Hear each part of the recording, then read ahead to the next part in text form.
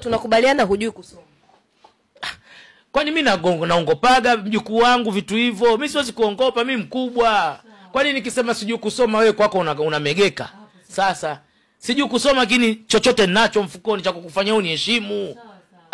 Hemu acha kuizalau elimu bwana. Hatutaki kuongea mingi tukonekana si elimu tunaizalau. Hao wasomi si ndio walotuajiri wanatuongoza.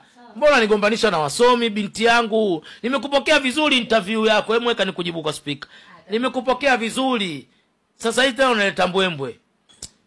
Tuseme asante. Usinigombanishe. Mimi nakukubali mjukuu wangu uje kunioji vitu vyema.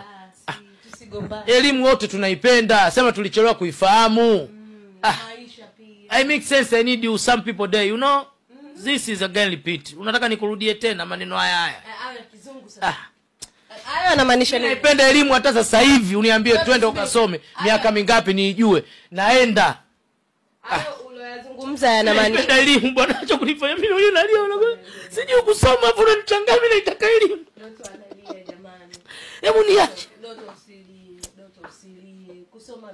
Mimi naipenda elimu. Basi ndoto yaisha. Jamani nimefanya ndoto analia. Mbona aibu? Nadhalilika sijui kusoma. Basi ndoto usilie.